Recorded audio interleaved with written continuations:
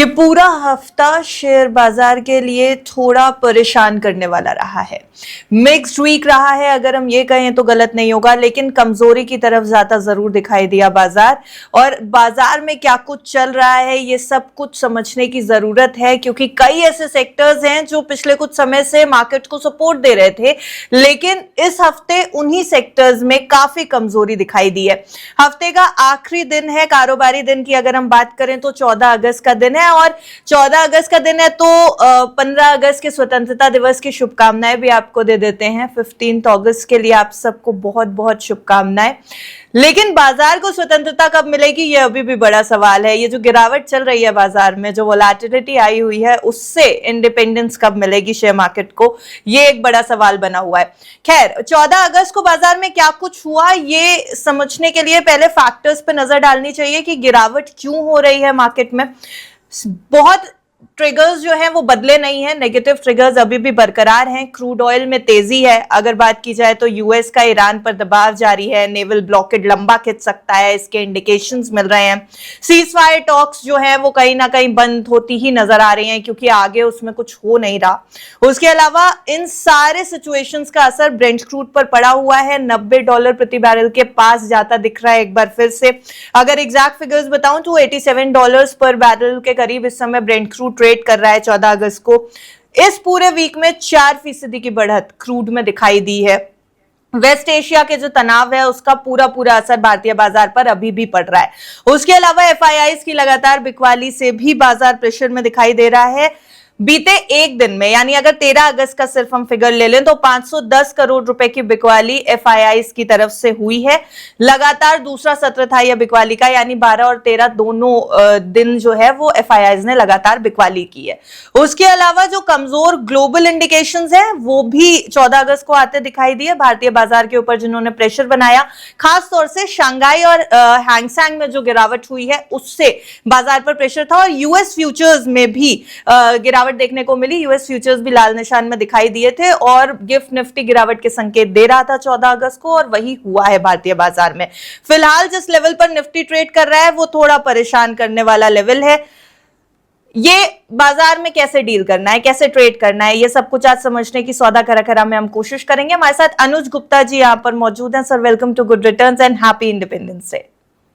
Happy independence day आपको और आपके सभी व्यूअर्स को इंडिपेंडेंस डे की हार्दिक शुभकामनाएं। सर, सबसे पहले तो ये बता दीजिए, जो सवाल मैंने किया शुरुआत में, बाजार को इस वोलेटिलिटी से, इस टेंशन से, इस प्रेशर से इंडिपेंडेंस मिलेगी कब? और ये जो 24,300 वाला लेवल था, 24,335 का जो इंपॉर्टेंट सपोर्ट था, मान करके चल रहे थे इस हफ्ते, वो भी टूट गया है। यहाँ पर 24,300 ही बहुत मुश्किल से बचा रहा है। 24,250 बचा पाएगा?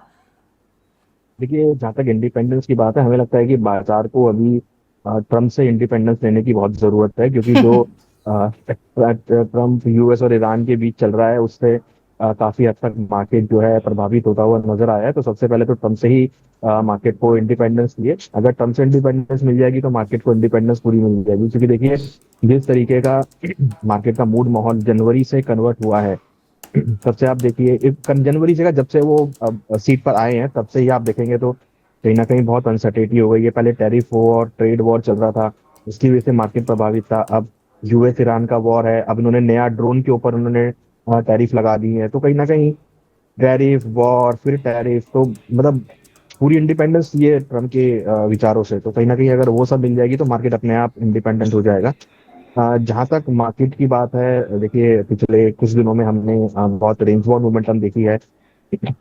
मार्केट ने ऊपर करीबन 24,700 का हाई बनाया था। अगर आप देखेंगे तो 3 अगस्त को हाई बनाया था। अगस्त के पहले ही ट्रेडिंग सेशन वाले दिन 24,774 का हाई बना, उसके बाद से लगातार नीचे ट्रैक होता हुआ नजर आया, और नीचे में आप देखेंगे तो 24,265, 24,300 के आसपास मार्केट अब आता हुआ नजर आया है। तो अपने हाई से, इस मंथ के हाई से करीबन 400 पॉइंट की गिरावट नीचे आ चुकी है। तो जो हमने जुलाई का लास्ट वीक एक पॉजिटिव मोमेंटम में देखा था, वो अब इस हफ्ते में थोड़ी सी जाती हुई दिखाई दी है। तो मार्केट का जो मोमेंटम है वो थोड़ा सा यहाँ पर थोड़ा अनस्टेबल होता हुआ नजर आया है, क्योंकि यूएस ईरान की जो वॉर सिचुएशन है वो अभी क्लियर नहीं है। एस्केलेशंस होते हुए दिख रहे हैं, सड़कों के ऊपर बात चल रही है। प्लस यहाँ पर अगर आप देखेंगे तो क्रूड में काफी वॉलेटिलिटी है, और साथ में इन्फ्लेशन काफी इंक्रीज होता आता हुआ नजर आ रहा है। जी सर, यहाँ पर कोई बड़ा मैक्रो ट्रिगर तो दिखाई दे नहीं रहा है जो बाजार को पॉजिटिव डायरेक्शन में लेकर के जाए, लेकिन फिर भी सवाल ये कि रिकवरी की उम्मीद कहीं से आ रही है, कोई ट्रिगर है जो रिकवरी की तरफ बाजार को ले जा सकता है? देखिए यहाँ पर मैं एक मैक्रो फैक्टर की बात यहाँ पे करना चाहूंगा, क्योंकि देखिए यहाँ पे इंडिया का इन्फ्लेशन भी 4.45% बढ़कर आया है पहले के मुकाबले। वो थोड़ा सा यहाँ पे नेगेटिव रोल प्ले करता है। प्लस अगर आप यूएस के भी देखेंगे तो यूएस का जो कल हमने प्रोड्यूसर प्राइस इंडेक्स पीपीआई का डेटा देखा और अनएम्प्लॉयमेंट क्लेम्स देखे यूएस के, वो काफी संतोषजनक नहीं थे, जिसका मार्केट ने रिएक्ट किया और इंटरनेशनल मार्केट में भी और डोमेस्टिक मार्केट में गिरावट देखने को मिली। तो ये जो डेटा है, इकोनॉमिक डेटा, ये काफी हद तक अगर आप देखेंगे तो बहुत इन्फ्लुएंस्ड है जो यूएस ईरान की वॉर है, और उससे काफी हद तक ये डेटा ही मार्केट को आगे डायरेक्शन देते हुए नजर आ रहे हैं। तो हम देख रहे हैं कि डेटा उतने सपोर्टिव नहीं है, क्रूड के प्राइस बढ़ गए हैं। तो मुझे लगता है कि अभी मैक्रो फ्रंट पे जो डेटा है ना, ये बहुत बड़ा रोल प्ले कर रहा है। और देखिए फेड ने भी बोला है कि डेटा को वो काफी हद तक रखेंगे। तो कहीं ना कहीं ये जो अभी डेटा आ रहे हैं या जो कमेंट्स आ रहे हैं, ये मार्केट को यहाँ पे प्रभावित कर रहा है। हम देख रहे हैं कि मार्केट उस वजह से उतना सपोर्ट नहीं ले पा रहा, और हम देख रहे हैं लगातार प्राइस धीरे धीरे करके नीचे की तरफ शिफ्ट होते हुए दिख रहे हैं। जी सर, बैंकिंग एंड फाइनेंशियल्स का आउटलुक कैसा लग रहा है? क्योंकि हमने देखा है कि बैंक्स और फाइनेंशियल सपोर्ट करने की कोशिश कर रहे थे बाजार को, लेकिन पिछले एक हफ्ते में अगर हम देखें तो दबाव जरूर बना हुआ है पीएसयू बैंक्स के ऊपर, और खासतौर से फाइनेंशियल्स के ऊपर भी यहाँ थोड़ा प्रेशर दिखाई दे रहा है। हालांकि प्राइवेट बैंक्स बेहतर करता दिखाई दे रहे हैं, लेकिन फिर भी बैंकिंग और फाइनेंशियल्स ओवरऑल क्या लेकर के चलना चाहिए दिमाग में? ये बैंकिंग और फाइनेंशियल, को बैंकिंग मुझे फिर भी अट्रैक्टिव लगता है, क्योंकि यहाँ अगर आप देखेंगे तो हमने पिछले कुछ दिनों में काफी कंसोलिडेशन के बाद एक अच्छा मोमेंटम यहाँ पर आता हुआ देखा है। और देखिए हमने बैंक निफ्टी में भी अच्छा मोमेंटम आते हुए देखा। तो मुझे लगता है कि banking as compare to the financial काफी अट्रैक्टिव लग सकता है, क्योंकि देखिए अब क्या है कि आगे फेस्टिवल सीजन है जिसमें आपको अच्छी क्रेडिट ग्रोथ देखने को मिलेगी।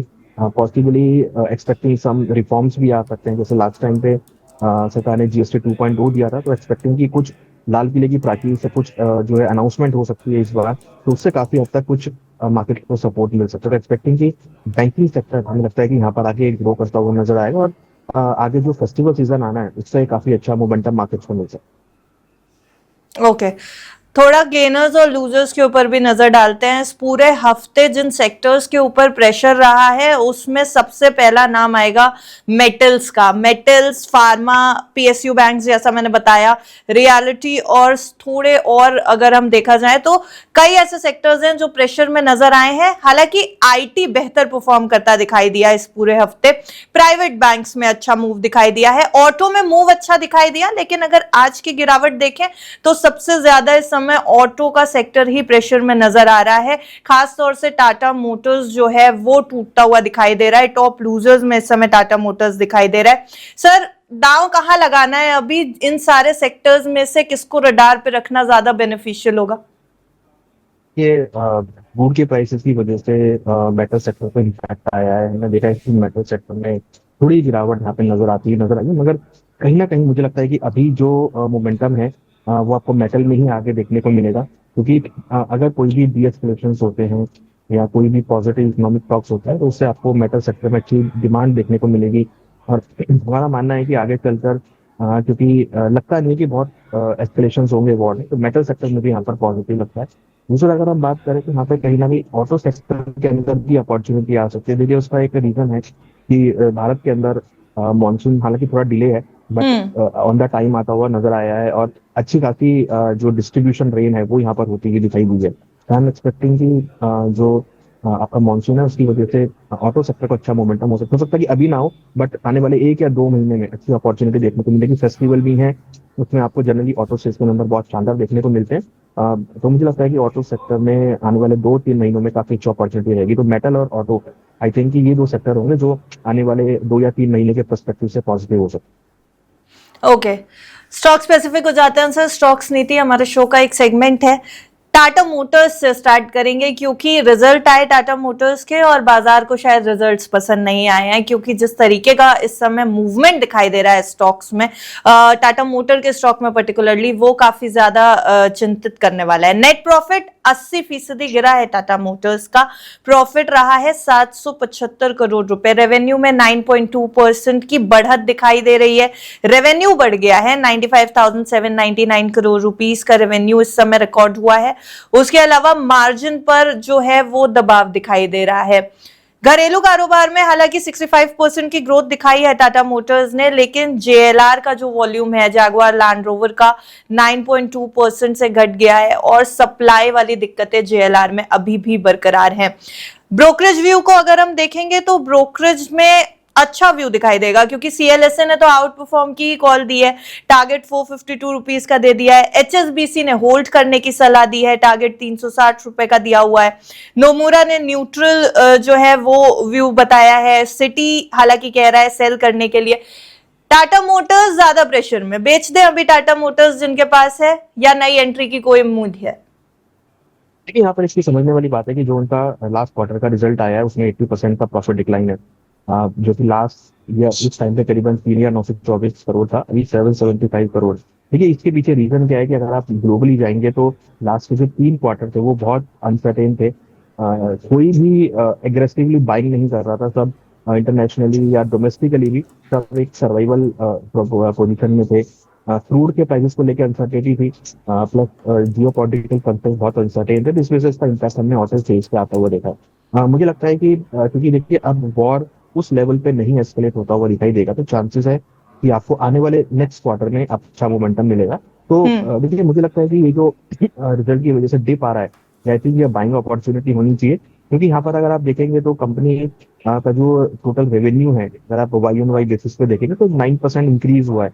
दैट इज अ पॉजिटिव की कंपनी का ओवरऑल रेवेन्यू तो इंक्रीज हो रहा है, बट लास्ट क्वार्टर में उतना नहीं दिखा है। तो मुझे लगता है कि बेचना तो नहीं चाहिए, बट जिन्होंने ले रखा है आई थिंक होल्ड करें, और अगर कोई डिप आता है तो मुझे लगता है कि वो अपॉर्चुनिटी होगा, क्योंकि देखिए अब आगे भारत में दिवाली है, फिर न्यू ईयर है, क्रिसमस है, तो वहाँ पर चांसेस है कि अच्छे आपको ऑटो नंबर सेल्स देखने को मिल सकते हैं। और क्योंकि फेस्टिवल सीजन भी, मानसून भी अब अच्छा आ गया है, तो मुझे लगता है कि इसका भी ऑटो सेल्स का नंबर इंक्रीज है। ओके, तो सर ये जो 5% की गिरावट आज के सेशन में दिखाई दे रही है टाटा मोटर्स में, उसमें करना क्या है? पैनिक सेलिंग दिखाई देगी क्या यहाँ पर?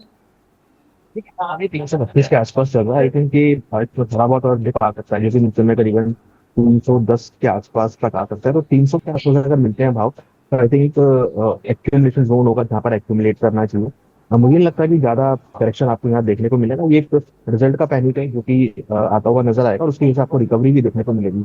अभी तो फिलहाल जो है रिकवरी है, मतलब करेक्शन है। तो अगर कोई इन दाम में नहीं है तो एक बार प्रॉफिट बुक कर सकते हैं, और जो अभी हाइयर लेवल पे है तो मुझे लगता है कि उनको पैनिक नहीं होना चाहिए, वेट करें 310 300 की रेंज में है तो वहां पर दोबारा ऐड ऑन कर सकते हैं। ओके, ऑटो में और कहीं पे दाम लगा सकते हैं? इस समय मुझे जो अभी ग्रीन काउंटर नजर आ रहा है जहां पे बढ़त है वो बजाज ऑटो है। बजाज ऑटो कैसा लग रहा है इस समय stock?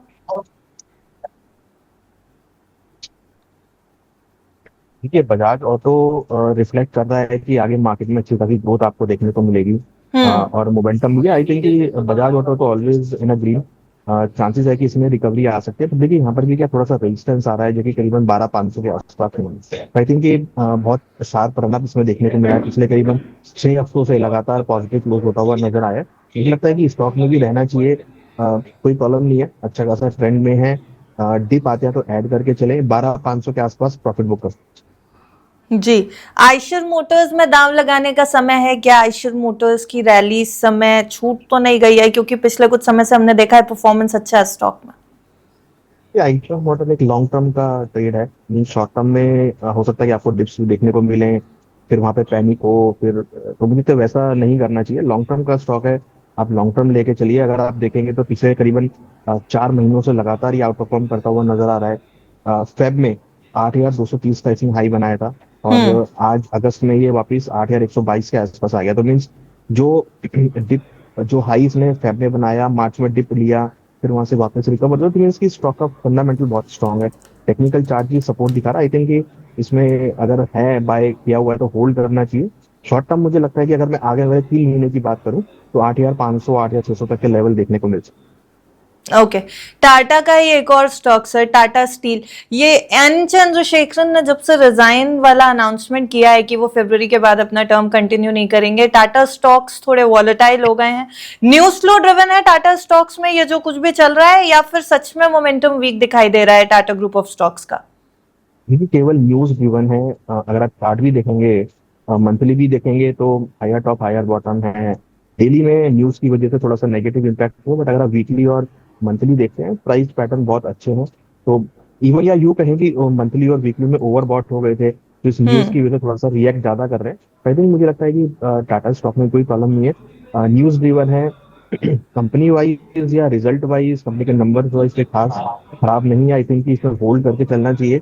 Tata steel, I think कि अगर कोई डिप मिलता है नीचे 175 178, वो बाइंग जोन होंगे टाटा स्टील में। जी। टाटा स्टील को कैसे प्ले करना है सर? आज जो गिरावट मुझे दिखाई दे रही है लगभग 12:15 बजे के आसपास, 14 अगस्त को, वो 1.5% के आसपास की गिरावट दिखाई दे रही है। इसको कैसे प्ले करना है? देखिए यहाँ पर सपोर्ट है। आई थिंक देखिए, आज अगर आप आज का ही ट्रेंड देखेंगे, तो 184 का हाई बनाया था, 180 का लो बनाया था, वहां से रिकवर होकर 182 83 के आसपास चल रहा है। तो मीन जहां से करेक्ट हुआ था वहीं से वापस अब रिकवरी भी आई है। तो आई थिंक कि 180 तक अगर ये वापस आता है, तो वहां पे बाइंग अपॉर्चुनिटी इंट्राडे में कर सकते ओके। जियो फाइनेंशियल्स भी आज के टॉप लूजर्स में शामिल है। फाइनेंशियल्स का स्टॉक है, इंपॉर्टेंट स्टॉक है, रडार पे रहता है। 250 पे इस समय ट्रेड कर रहा है और लगभग 2% के आसपास की गिरावट दिखा रहा है। सर जियो फाइनेंशियल्स कैसे प्ले करेंगे? अभी नई एंट्री के लिए अपॉर्चुनिटी बन रही है क्या? देखिए, जियो फाइनेंशियल में हमने पिछले हफ्ते एक अच्छा ब्रेकआउट देखा था, और वो हम्म। ब्रेकआउट अभी भी इंटैक्ट है। तो मुझे लगता है कि अगर देखिए ब्रेकआउट आया है, वॉल्यूम्स के साथ अच्छा ब्रेकआउट है, तो टेक्निकली पर्सपेक्टिव से स्ट्रॉन्ग दिखता है। कोई भी टिप आता है 240 के आसपास, 242 के आसपास, वो बाइंग एक्टिविटी होगी, वहाँ पे एक्यूमुलेशन जोन रहेगा। तो हम्म। यहाँ पर भी घबराना नहीं चाहिए। मुझे लगता है कि 240 तक अगर कोई डिप आता है, तो वहाँ पर ऐड करके चल सकते ओके। एक और सेक्टर की तरफ चलेंगे, गिरावट ज्यादा है मेटल्स, जिसका हमने डिस्कस किया था। स्टॉक स्पेसिफिक हो जाते हैं, थोड़ा काउंटर्स के ऊपर ध्यान देते हैं। नेशनल एल्यूमिनियम सर 5.25% से ज्यादा गिरा हुआ है। मेटल्स को क्या एकदम से हो गया है ये इसमें? क्योंकि हिंद कॉपर भी लगभग 3.5% से ज्यादा की गिरावट दिखा रहा है। अडानी जो है वो हालांकि बढ़त दिखा रहा है इस समय, लेकिन हिंडेल्को की अगर हम देखें तो 1.5% के आसपास की गिरावट है। पूरे मेटल सेक्टर में सिर्फ एक अडानी है जहां पे बढ़त दिखाई दे रही है, बाकी सारे काउंटर्स लाल निशान पर ट्रेड कर रहे हैं इस समय। क्या करना है सर? मेटल को कैसे प्ले करें? हैं। ऐसे मेंशन की ये मेटल्स अभी थोड़े से क्रूड की वजह से अनस्टेबल हैं। इवन कमोडिटी मार्केट अगर आप देखेंगे, तो थोड़ा सा प्रेशर में है। पिछले 2 दिनों में हमने सभी मेटल्स में गिरावट आती हुई देखी है। उसका इम्पैक्ट यहाँ पर आते हुए देख रहे हैं। क्रूड के प्राइस अनस्टेबल है, और देखिए दोबारा से जो ये टैरिफ लगे हैं ड्रोन के ऊपर, या बाकी टैरिफ जो लगे हैं, उससे काफी हद तक जो है मार्केट जो है इफेक्ट होता हुआ दिख रहा है, जिसके वजह से हम्म। मेटल्स की डिमांड कहीं ना कहीं लूज मोमेंटम में है, और उसका असर हम देख रहे हैं मेटल्स पे। यहाँ अगर आप देखेंगे, तो गोल्ड सिल्वर में भी गिरावट देखने को मिल रही है, और बाकी जितने भी मेटल्स है, कॉपर हो, जिंक हो, एल्यूमिनियम, सभी में गिरावट आती हुई नजर आ रही है। तो उसका इम्पैक्ट हम देख रहे हैं कि सभी मेटल्स पे है। और यहाँ शॉर्ट टर्म में अगर हम बात करें एक हफ्ता, तो मुझे लगता है कि थोड़ा सा मार्केट वीक हो सकता है, but long term trend metals का, I am very bullish on metal sector. तो जो डिप्स आ रहे हैं ना, that is opportunity to accumulate. तो थोड़ा यहाँ पर अभी वेट करना चाहिए, अग्रेसिव अभी बाय ना करें, क्योंकि थोड़ा सा मोमेंटम जो है अनसर्टेन हुआ है। तो मेटल्स में थोड़ा वेट करके फिर बाय करें। जी, वेट करके बाय करने की जरूरत है यहाँ पर, लेकिन सर खरीदारी करें कहाँ? कुछ काउंटर्स हैं स्पेसिफिक जहां पे एंट्री ले सकते हैं, या जिनके पास मेटल्स है वो अभी कौन से काउंटर्स को होल्ड करके रखें? कि हाँ, अगर हम बात करें, तो नेशनल एल्यूमिनियम तकरीबन 379 के आसपास चल रहा है। इसमें अगर कोई डिप हम्म। मिलता है 370 365, तो वहां पर ऐड करना चाहिए। करंट रेट पे थोड़ा सा मुझे लगता है कि वेट करना चाहिए, डिप आए तो ऐड करना चाहिए। वहीं अगर हम बात करें वेदांता की, तो वेदांता के अंदर भी अपॉर्चुनिटी देखने को मिल रही है। हमने देखा कि काफी प्राइस करेक्ट हुआ, और फिर रिट्रेसमेंट जोन के आसपास है। तो अगर कोई डिप मिलता है नीचे 250 के आसपास तक, तो वेदांता के अंदर भी ऐड करके चला जा सकता है। दूसरा अगर हम बात करें जेएसडब्ल्यू स्टील की, यहाँ भी हमने पिछले कुछ दिनों में अच्छा मोमेंटम आते हुए देखा है। प्राइस अगर आप एक लॉन्ग टर्म ट्रेंड देखेंगे, तो हायर टॉप हायर बॉटम बना रहा है, और हम्म। रिसेंटली इसने भी 1335 का हाई भी बनाया था। तो अगर कोई डिप नीचे मिलता है 1250 के आसपास तक, तो वो वहाँ पर 1250 से 1230 के बीच में वो एक बाइंग जो है जोन होगा। ओके। पीपीएल फार्मा में गिरावट बहुत ज्यादा दिखाई दे रही है, 3.25% से ज्यादा की गिरावट पीपीएल फार्मा ने। फार्मा सेक्टर हालांकि प्रेशर में दिखाई दे रहा है, लेकिन जो बाकी काउंटर्स हैं उनसे काफी ज्यादा पीपीएल फार्मा गिरा हुआ है। कुछ मेजर ट्रिगर है सर पीपीएल फार्मा में, या प्रॉफिट बुकिंग हो रही है? ये 2 महीनों में करीबन ये 22% स्टॉक बढ़ गया है। और हमने देखा था इसका जो हाई था वो 307 का था, फिर इसने नीचे लो मारा था 132 का, वहां से रिकवर होकर करीबन 218 तक आया। तो ये प्रॉफिट बुकिंग में बोलूंगा इसको, क्योंकि लो तो इसने बना लिया है अपना। और लगातार अगर आप इवन अगर आप अप्रैल से देखेंगे तो अप्रैल से ही चढ़ना चालू है। मीन्स अगर आप पिछले 5 महीनों की बात करेंगे तो करीबन ये 50% के आसपास इंक्रीज हो गया। तो इट मीन्स की स्टॉक में अच्छी रिकवरी है, ओवरसोल्ड जोन से रिकवर हुआ है। तो ये करंट रेट पे थोड़ी प्रॉफिट बुकिंग है, तो मुझे लगता है कि जल्दी ही निकलती हुई नजर आएगी, फिर आपको वहां से अच्छी बाइंग देखने को मिलेगी। बाइंग जोन जो होंगे वो करीबन अगर कोई डिप 170-180 के आसपास मिलता है तो वहां पर बाइंग निश्चित करना चाहिए। जी। सन फार्मा और ऑरबिंदो फार्मा, इन दोनों में से कौन सा स्टॉक बेहतर है सर? क्योंकि दोनों में ही लगभग 1% के आसपास की गिरावट है। हालांकि ऑरबिंदो फार्मा थोड़ी ज्यादा काउंटर ये गिरा हुआ है, लगभग 2.25% की गिरावट यहाँ भी दिखाई दे रही है। कौन सा बेहतर काउंटर एंट्री लेने के लिए? ये सन फार्मा में 2 सितंबर 2024 को इसने हाई बनाया था 1960 का, और अभी लास्ट मंथ ही इसने अपना हाई रिवाइज किया है, 2040 का हाई बनाया है, और अभी 1923 के आसपास चल रहा है। तो देखिए स्टॉक हाईज ब्रेक कर रहा है, और जनरली हाईज के आसपास प्रॉफिट बुकिंग आती है, तो इसको भी मैं प्रॉफिट बुकिंग ही बोलूंगा। क्योंकि अगर आप पिछले 5 महीनों से देखेंगे तो काफी अच्छे रनअप इसमें हमने देखने को मिला है। आई थिंक कि यहाँ पे प्रॉफिट बुकिंग आ सकती है। कोई भी टिप नीचे 1800 के आसपास मिलता है तो मुझे लगता है कि वो एक बाइंग जोन है। ओके। क्रूड में तेजी है, ओएमसीज पर प्रेशर है। ओएमसीज से दूरी बना करके रखने की जरूरत है इस समय, क्योंकि सर हिंद पेट्रो की अगर हम बात करें, यहाँ पर 1% के आसपास की गिरावट दिखाई दे रही है। ओएनजीसी लगभग 2% के आसपास गिरता दिखाई दे रहा है। रिलायंस में गिरावट है लगभग 1% की। ओएमसीज से दूरी बनाए? देखिए थोड़ा वेट करना चाहिए, क्योंकि क्रूड को लेके अनसर्टेनिटी बहुत ज्यादा है। स्टेट ऑफ हॉर्मुज पे कोई क्लैरिटी नहीं है। दूसरी तरफ अगर आप देखेंगे तो ओपेक ने कहा है कि क्रूड की जो ग्लोबल ग्रोथ है, डिमांड वो कमजोर है, तो वो भी इम्पैक्ट डालती हुई नजर आ रही है। और दूसरा यूएस ईरान पे कोई क्लैरिटी नहीं है। मुझे लगता है कि थोड़ा वेट रखना चाहिए ओएमसीज के अंदर में। हालांकि हमने पिछले कुछ दिनों में अच्छा रनअप भी देखा था, बट फिलहाल मुझे लगता है कि अभी जो रनअप है वो थोड़ा सा ठंडा पड़ता हुआ नजर आया। यहाँ पे इस सेक्टर में मुझे थोड़ा वेट एंड वॉच करना चाहिए, क्योंकि जब तक क्रूड पे क्लैरिटी नहीं आएगी तो मुझे लगता नहीं है कि कोई बड़ा मूव यहाँ देखने को मिलेगा। इवन अगर आप पिछले 2-3 महीनों से देखेंगे तो कोई खास बड़ा मूवमेंट नहीं आया है। लॉन्ग टर्म ट्रेंड तो ठीक है, बट पिछले 2-3 महीनों में अगर हम एक शॉर्ट टर्म ट्रेंड की बात करें तो बहुत अनक्लियर ट्रेंड है। और एक बोले ना अनट्रेड टेरिटरी में अभी चार्ट चल रहे हैं। तो मुझे लगता है कि अभी ओएमसी सेक्टर से फिलहाल वेट करना चाहिए। बीपीसीएल स्टॉक को रडार पे रखा जा सकता है क्या इस समय?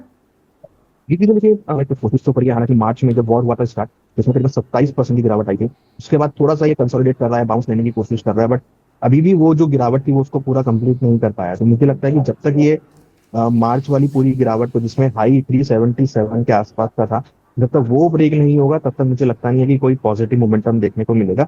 या फिर ये नीचे में जो लो बनाया था 270, तो वो अगर रेट मिलता है तो वहां पर आप ऐड कर सकते हैं। करंट रेट पे बिल्कुल फ्लैट है। आई थिंक कि हालांकि ये पिछले 5 महीनों के हाई पे तो जरूर आया है, तो बाई बन सकती है शॉर्ट टर्म के लिए, बहुत छोटे टारगेट्स के लिए, जहां पर ऊपर में आपको 335-340 तक का लेवल देखने को मिल सकता है। बट हाँ, ये स्टॉक में ये है कि धीरे धीरे बहुत स्लो मोमेंटम स्टॉक हो गया है अभी ये। बट अगर ये 340 का लेवल ब्रेक होता है तो फिर आपको एक रैली मिल सकती है इसमें। ओके। इंटरेस्टिंगली सर, बाजार में गिरावट है, हम लगातार डिस्कस कर रहे हैं गिरावट वाले काउंटर्स, लेकिन एलजी इलेक्ट्रॉनिक्स का जो रिजल्ट आया है वो बाजार को काफी ज्यादा पसंद आया है। 9% की बढ़त एलजी इलेक्ट्रॉनिक्स इंडिया में दिखाई दे रही है Q1 रिजल्ट के बाद।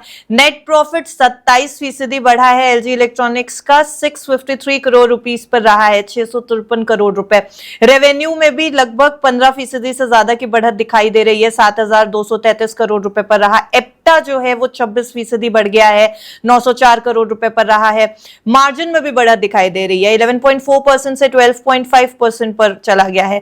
प्रीमियम प्रोडक्ट्स की डिमांड बढ़ी है एलजी इलेक्ट्रॉनिक्स के। और उसके अलावा अगर हम देखें तो सीएलएसए ने आउट परफॉर्म की कॉल दी है, टारगेट 1885 रुपए का दे दिया। जेफरीज ने भी बाई की कॉल दे दी है, टारगेट 1815 रुपए का दिया है। यानी कि ब्रोकरेजेस भी पॉजिटिव नजर आ रहे हैं, ऑप्टिमिस्टिक नजर आ रहे हैं। एंट्री लेने का समय अभी है या थोड़ा वेट एंड वॉच करने की जरूरत है, क्योंकि अच्छी खासी तेजी दिखाई दे रही है इस समय?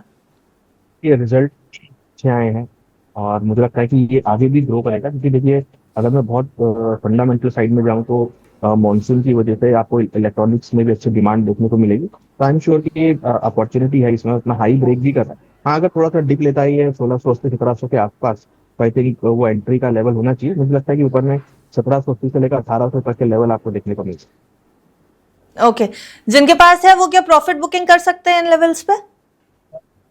हाँ देखिए, आई थिंक होल्ड करके चले बेटर है, क्योंकि रनअप अच्छा मिला है। अब उसमें एक ट्रेलिंग स्टॉप लॉस है जो कि करीबन 1660 का रहेगा, उसको लगा के होल्ड कर।